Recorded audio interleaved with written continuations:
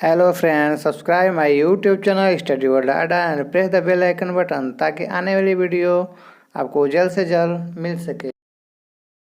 Friends, मैं विशाल भारद्वाज स्वागत करता हूं आप सबका अपने YouTube channel study world data में। फ्रेंड्स, आज का जो हमारा टॉपिक है वो है 26 जून 2011 को जो हमारा प्रीवियस पेपर हुआ था सीटेट का, उसका हिंदी भाग आज लेकर आया हूँ। तो फ्रेंड्स, चलिए हम अपना आज का जो टॉपिक है उसको क्लियर करते हैं। फ्रेंड्स, इसमें जो हमारा पद्यांश और गद्यांश है उसका टॉपिक नहीं ऐड किया हूँ, उसका टॉपिक अगले वीडियो में आप लोगों के सामने लाऊंगा। तो चलिए फ्रेंड्स, आज का हम अपना टॉपिक स्टार्ट करते हैं। फ्रेंड्स, हमारा पहला क्वेश्चन ये है कि पाठ में दिए गए चित्रों का क्या उद्देश्य है। जी हाँ फ्रेंड्स, इसमें जो दिया गया है कि पाठ में दिए गए चित्रों का क्या उद्देश्य होता है। तो फ्रेंड्स, इसमें हमारे जो ऑप्शन दिए गए हुए हैं, चित्र अमूर्त संकल्पनाओं को समझने में सहायता करते हैं, या फिर चित्र से पाठ्य पुस्तक आकर्षक बनती है, या फिर चित्र पाठ की शोभा बढ़ाते हैं। पाठ्य पुस्तक में चित्र देने का प्रचलन है। तो फ्रेंड्स, इसमें से जो हमारा सही आंसर इन चारों में से कोई एक ही सही आंसर होगा। तो इसमें आइए हम समझ लेते हैं कि इसमें कौन सा सही होगा। फ्रेंड्स, जो दिया है इसमें कि पाठ में दिए गए चित्रों का क्या उद्देश्य होता है।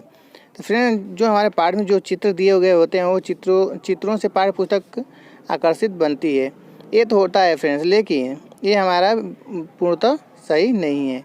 चित्र पाठ की शोभा बढ़ाते हैं, ये भी सही है, लेकिन ये भी मतलब नहीं होगा। पाठ्य पुस्तक में चित्र देने का प्रचलन है, ये भी हमारा सही हो सकता है।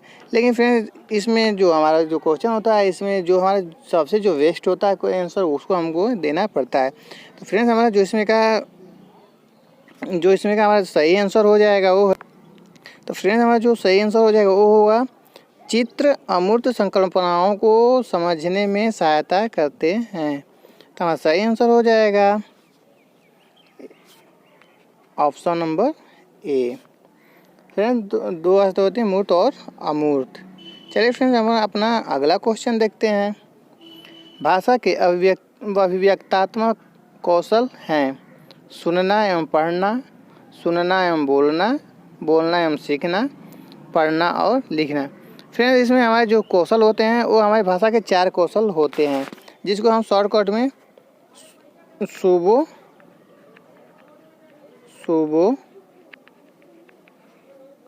पाली,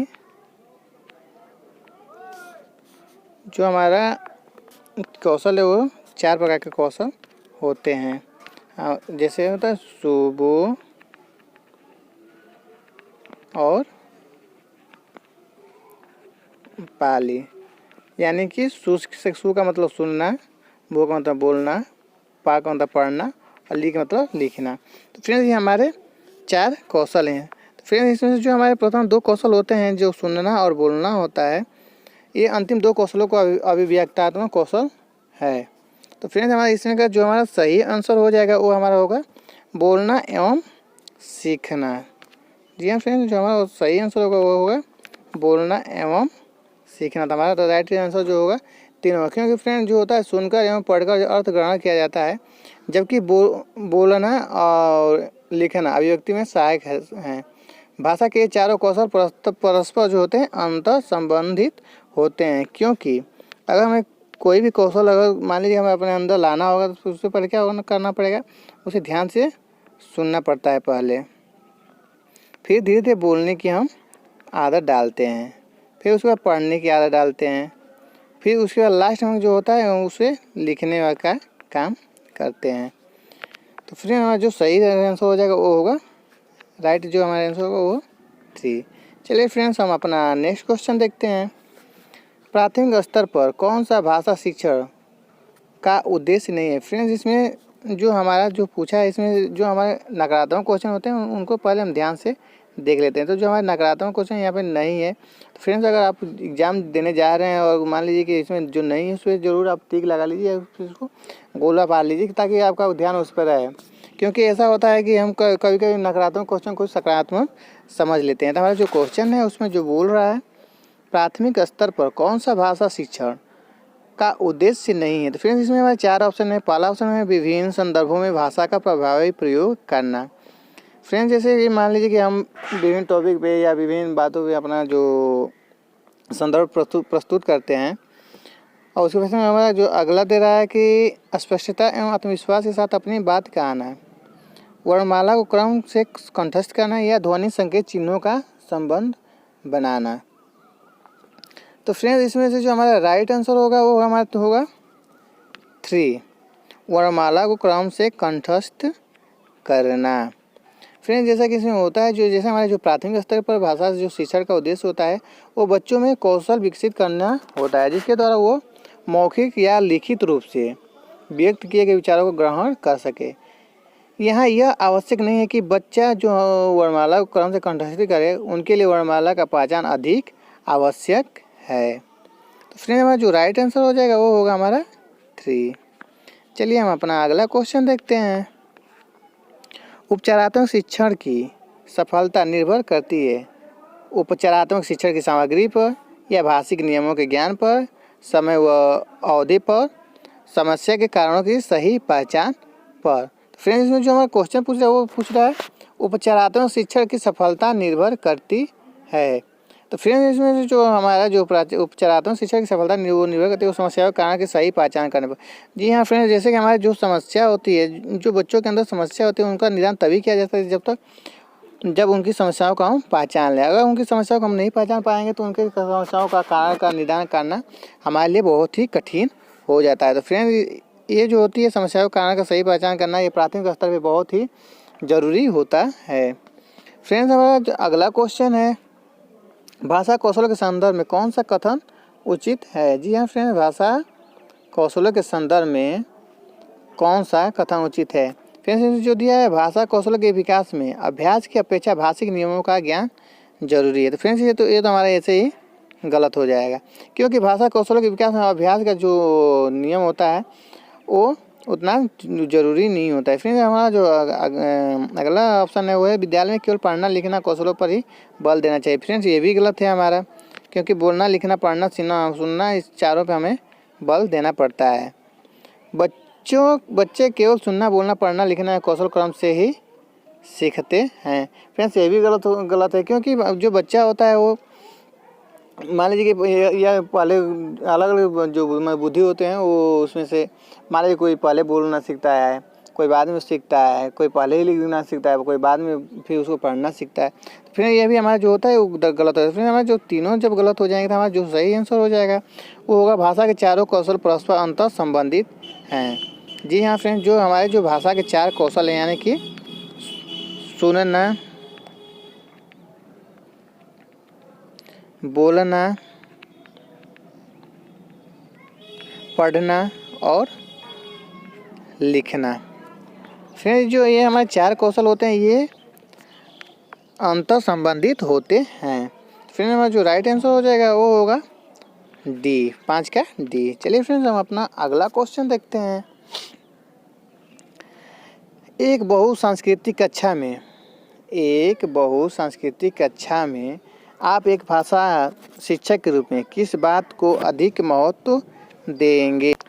तो फ्रेंड्स इसमें जो हमारा जो क्वेश्चन का अकॉर्डिंग अगर चलें तो हमारे जो 4 क्वेश्चन ऑप्शन इसमें दिए हैं, इसमें पहला ऑप्शन हमारा होता है कि बच्चों को भाषा प्रयोग से अधिक अवसर देना चाहिए, या फिर पाठ्य पुस्तक के प्रत्येक पाठ को भली भांति समझना चाहिए, या फिर बच्चों को व्याकरण सिखाना चाहिए, स्वयं शुद्ध भाषा प्रयोग करें। तो फ्रेंड्स इसमें से जहाँ तक यहाँ पे हम होता है, यहाँ पे हमें जो सही आंसर होगा वो होगा ए, क्योंकि जो बच्चों को भाषा प्रयोग से अधिक अवसर देना चाहिए वो इसलिए क्योंकि बच्चों को भाषा प्रयोग के अधिक से अधिक अवसर उपलब्ध कराने से बच्चों को भाषा अर्जन का स्वाभाविक वातावरण मिलता है, क्योंकि बच्चे मतलब अधिक से अधिक बातों को, वर्डों को या शब्दों को ग्रहण करते हैं। तो हमारा राइट जो आंसर हो जाएगा वो होगा ए।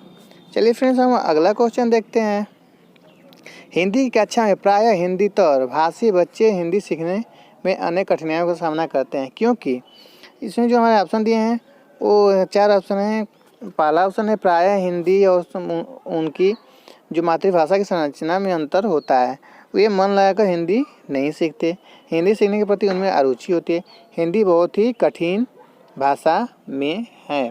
तो फ्रेंड्स जो हमारा सही क्वेश्चन सही होगा वो होगा हमारा राइट आंसर होगा पहला, क्योंकि फ्रेंड्स जो हमारा होता है मातृभाषा बच्चों को सिखाई नहीं जाती है, वह समय के साथ खुद ब खुद सीख जाते हैं। मान लीजिए फ्रेंड्स जैसे कि हम अंग्रेजी बोलते हैं, हमारे जो बच्चे होते हैं वो हमारे जिस वातावरण रहते हैं वो हमको देख कर खुद ब खुद बोलना सीख जाते हैं। तो फ्रेंड्स वो अपनी मातृभाषा को वो आसानी से सीख लेते हैं। यहाँ भाषा की संरचना पर ध्यान नहीं दिया जाता है, जबकि विद्यालय में जो हिंदी भाषा सिखाई जाती है उसकी अपनी एक संरचना होती है। यही वजह है कि हिंदी की कक्षा में प्राय हिंदीतर भाषा बच्चे हिंदी सीखने में अनेक कठिनाइयों का सामना करते हैं। फ्रेंड्स जैसे मान लीजिए कि आप कहीं दूसरी जगह पर आए, मान लीजिए गुजरात में गुजराती के हमारे बच्चे हैं, जो छोटे बच्चे होते हैं गुजराती बोल रहे हैं, और अगर उनको हम लाकर हिंदी भाषा सिखाने लगे तो उनको कुछ सीखने में जो होती है कुछ कठिनाइयाँ होती है, क्योंकि उनकी मातृभाषा तो गुजराती होती है। लेकिन उनको जब हम हिंदी में डालते हैं तो वो अपने भाषा को सीखने में कुछ थोड़ा बहुत कठिनाइयों का सामना करते हैं। तो फ्रेंड्स जो हमारा सही आंसर होगा वो होगा ए। चलिए फ्रेंड्स हम अपना नेक्स्ट क्वेश्चन देखते हैं। बोलना कौशल में महत्वपूर्ण है। फ्रेंड्स बोलना कौशल में महत्वपूर्ण है, तो इसमें जो दिया है मधुर वाणी। तो फ्रेंड्स हमारा जो मधुर वाणी होगा ये बिल्कुल गलत है, क्योंकि मधुर वाणी भले अगर क्या करे कि वो जो बच्चा वो बोल पा ही ना। और हमारा जो अगला जो क्वेश्चन ऑप्शन दिया उसमें दिया संदर्भ एवं स्थिति के अनुसार अपनी बात कह सकना। उसके बाद दिया है हमारा स्पष्ट एवं शुद्ध उच्चारण, अलंकृत भाषा का प्रयोग। तो फ्रेंड्स हमारा जो राइट आंसर होगा वो होगा बी। हमारा जो राइट आंसर होगा वो होगा बी, क्योंकि फ्रेंड्स इसमें जो बोलने में स्पष्टता एवं शुद्ध उच्चारण तो आवश्यक है ही, किंतु इससे भी अधिक महत्वपूर्ण है संदर्भ एवं स्थिति के अनुसार अपनी बात कह सकना। इसके अभाव में बोलने के उद्देश्य की पूर्ति नहीं हो सकती। फ्रेंड्स जब तक हमें इस चीज़ के ये चीज़ हमें नहीं पता है तब तक हम स्पष्ट एवं शुद्ध उच्चारण भी नहीं कर सकते। अगर हमें ये पता है कि हमें क्या बोलना है, किसके अनुसार बोलना है, तो हम उसके अनुसार अपने स्पष्ट एवं शुद्ध उच्चारणों का सही तरीके से बोल सकते हैं या उसका उच्चारण कर सकते हैं। फ्रेंड्स जो हमारा राइट आंसर हो जाएगा वो होगा बी। चलिए फ्रेंड्स हम अपना अगला क्वेश्चन देखते हैं। एक समावेशी कक्षा में कौन सा कथन भाषा शिक्षण के सिद्धांतों के प्रतिकूल है। तो फ्रेंड्स इसमें हमारा जो पहला ऑप्शन दिया है वो है व्याकरण के नियम सीखने से बच्चों का विकास शीघ्रता से होगा, या फिर बच्चे परिवेश से प्राप्त भाषा को ग्रहण करते हुए भाषा प्रयोग के नियम बना सकते हैं, या फिर भाषा परिवेश में रहकर अर्जित की जाती है, या फिर प्रिंट समृद्ध माहौल भाषा में सीखने में सहायक होते हैं। तो फ्रेंड्स इसमें जो हमारा सही आंसर हो जाएगा वो हो जाएगा हमारा जो सही आंसर होगा वो होगा ए। फ्रेंड्स जो होता है कि व्याकरण के नियम सिखाने से कहीं अधिक आवश्यक है भाषा अर्जन के लिए उपयुक्त परिवेश उपलब्ध कराना है। फ्रेंड्स अगर हम व्याकरण नियम समझा रहे हैं उससे पहले हमें बच्चों को अधिक से अधिक भाषाओं के बारे में उनको शब्दकोश उनके बढ़ाना होता है, उनको हिंदी शब्दकोश बढ़ाने की जानकारी देनी पड़ती है। तो जो हमारा जो क्वेश्चन है वो है एक समस्या कक्षा में कौन सा कथन भाषा शिक्षक के सिद्धांत के प्रतिकूल होता है। फ्रेंड्स हमारा जो सही आंसर होगा वो होगा ए। चलिए फ्रेंड्स हम अपना नेक्स्ट क्वेश्चन देखते हैं। कहानी सुनाने से, जी हाँ फ्रेंड्स बच्चों को अगर हम कहानी सुना रहे हैं तो उनके अंदर कौन से विकास हो, जैसे बच्चा की कल्पना शक्ति व चिंता शक्ति का विकास होता है, या फिर बच्चे प्रसन्न होते हैं, या फिर बच्चे कक्षा में एकाग्रचित होकर शांत बैठते हैं, बच्चे अनुशासित रहते हैं। तो फ्रेंड्स हमारा जो राइट आंसर हो जाएगा वो होगा ए, क्योंकि बच्चों की कल्पना शक्ति व चिंतन शक्ति का विकास होता है। फ्रेंड्स हमारा नेक्स्ट क्वेश्चन है वो है बच्चों के लेखन कौशल का मूल्यांकन करने के लिए कौन सी विधि बेहतर हो सकती है। जी हाँ फ्रेंड्स बच्चों के लेखन कौशल का मूल्यांकन करने के लिए कौन सी विधि बेहतर हो सकती है। फिर हमारा जो पहला आंसर है वो दिया है सुंदर लेख का अभ्यास, या फिर अपने अनुभवों का लिखना, या फिर श्रुति लेख, या पाठाधारित प्रश्नों के उत्तर लिखना। फ्रेंड्स इसमें से जो हमारा राइट आंसर हो जाएगा वो होगा सेकेंड, क्योंकि अपने अनुभवों को लिखना। जैसे किसी मान लीजिए बोला गया कि अपने परिवार पर निबंध लिखिए, फिर अपने दोस्तों के पर निबंध लिखिए, फिर महात्मा गांधी पर निबंध लिखिए, अपने गाँव के पर निबंध लिखिए, तो वह अपने अनुभवों को लिखता है। जैसे बच्चे अपने अनुभव को लिखने के लिए उनके लेखन कौशल का मूल्यांकन करने के लिए एक बेहतर विधि है। तो फ्रेंड्स अपना हमारा जो राइट आंसर हो जाएगा वो होगा 11 का बी। चलिए फ्रेंड्स हम अपना अगला क्वेश्चन देखते हैं। एक भाषा शिक्षक के रूप में सबसे बड़ी चुनौती है। जी हाँ फ्रेंड्स, एक भाषा शिक्षक के रूप में हमारे पास जो सबसे बड़ी चुनौती होती है वो क्या होती है। हमारा पहला जो ऑप्शन है वो है बहुभाषी कक्षा के शिक्षण के लिए उचित रणनीतियाँ तय करना, या फिर बच्चों को भाषा सिखाने के महत्व से परिचित करना, या फिर बच्चों की भाषा को संचार साधनों के प्रभाव से मुक्त रखना, या फिर भाषा संसाधनों का अभाव है। तो जो फ्रेंड्स हमारा जो पहला जो क्वेश्चन है, जो हमारा एक क्वेश्चन है, उसका राइट आंसर हो जाएगा ए। क्योंकि फ्रेंड्स जो बहुभाषी कक्षा के शिक्षण के लिए उचित रणनीतियाँ तय करना होता है। फ्रेंड्स इसमें हमें सबसे बड़ी चुनौती वो है कि बहुभाषी कक्षा के लिए शिक्षण के लिए सबसे उचित रणनीति क्या होगी और हम कैसे कौन सी रणनीति बनाएं कि हम बच्चों को सही रूप से समझा सके। तो चलिए फ्रेंड्स हम अपना अगला क्वेश्चन देखते हैं।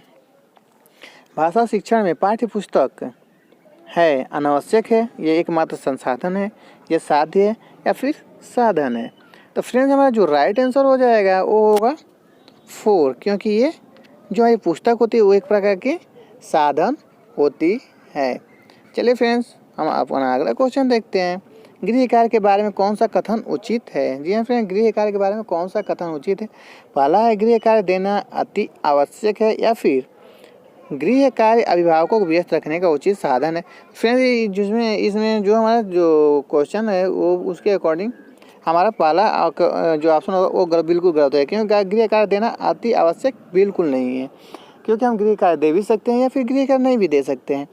दूसरा जो है गृह कार्य अभिभावकों को व्यस्त रखने का उत्तम साधन है। फिर ये भी गलत है, क्योंकि हम गृह कार्य के द्वारा अभिभावकों को व्यस्त नहीं रख सकते। हमारा तीसरा ऑप्शन है बच्चों की क्षमताओं स्तर के अनुसार गृह कार्य दिया जाना चाहिए। फ्रेंड्स इसमें जो दे रहा है बच्चों की क्षमताओं स्तर के अनुसार गृह कार्य दिया जाना चाहिए।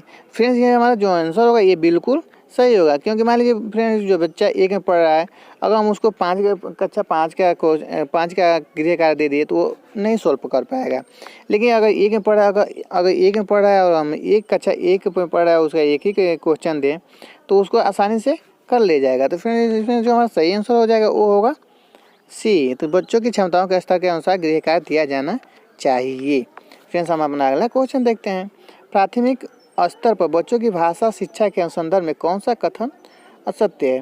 फ्रेंड्स इसमें पूछा है असत्य है। तो फ्रेंड्स मैंने पहले ही बताया था जहाँ पे नकारात्मक क्वेश्चन पूछता है तो वहाँ पे हम क्या करते हैं, सीरीज बातें हम उस पर गोला बना लेते हैं या फिर उसको अंडरलाइन कर लेते हैं, ताकि हमारा ध्यान उस पर बना रहे। क्योंकि फ्रेंड्स को हम पेपर देते समय इसको अगर इग्नोर करते हैं तो हमारे क्वेश्चन का बहुत हद तक गलत भी हो सकते हैं। 80% 90% चांसेस होते हैं गलत होने के लिए। तो फ्रेंड्स हमारा जो क्वेश्चन पूछ रहा है प्राथमिक स्तर पर बच्चों की भाषा शिक्षा के संदर्भ में कौन से कथन असत्य है। फ्रेंड्स इसमें जो पहला दिया सुधार के नाम पर की जाने वाली टिप्पणियाँ और निरर्थक अभ्यास से बच्चों में अरुचि उत्पन्न हो सकती है। दूसरा ऑप्शन है बच्चे समृद्ध भाषा परिवेश में सहज और स्वतः रूप से भाषा में परिमार्जन कर लेंगे। तीसरा ऑप्शन है बच्चे भाषा की जटिल और समृद्ध संरचनाओं के साथ विद्यालय में आते हैं, या फिर बच्चों की भाषा संकल्पनाओं और विद्यालय में प्रचलित भाषा परिवेश में विरोधाभास है ही भाषा सीखने में सहायक होता है। तो फ्रेंड्स जो हमारा राइट आंसर हो जाएगा वो होगा डी, क्योंकि फ्रेंड्स जो भाषा एक कौशल है, कौशल में प्रभावशीलता के लिए अभ्यास की आवश्यकता होती है। यदि बच्चे की छोटी आयु से ही उसे किसी कौशल का अभ्यास कराया जाता है तो वो उस कौशल को पर शीघ्र ही पूर्णता के साथ अधिकार प्राप्त कर लेता है। बच्चों की भाषा संकल्पनाओं और विद्यालय में प्रचलित भाषा परिवेश में अंतर होता है। उसका अपना एक शब्द भंडार होता है जो उसे भाषा सीखने में सहायता प्रदान करता है। फ्रेंड्स बस आज के लिए इतना ही। इसका नेक्स्ट पार्ट अगले वीडियो में लाएंगे। तब तक के लिए जय हिंद, वंदे मातरम। Friends please share and subscribe. अगर कोई कुछ कहना हो तो कमेंट बॉक्स में आप अपना राय जरूर दें। धन्यवाद।